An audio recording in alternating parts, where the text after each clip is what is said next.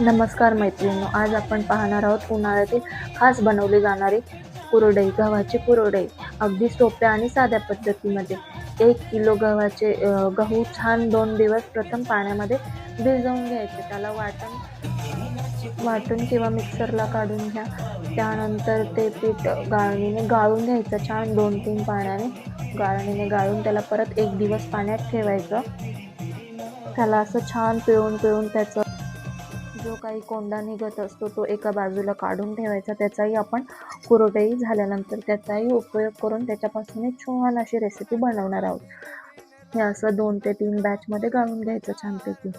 ते गाळत असताना हाताला तेल लावणं, आपण जे काही भांडे वापरत आहे त्या गोष्टीला सगळीकडे तेल लावून घ्यायचं. तेलाचा हात फिरवून घ्यायचा जेणेकरून ते आपले हात चिकट होत नाही किंवा भांडी घासायला जड जात नाही आपल्याला, म्हणून तेल लावणे हे गरजेचं आहे. कधी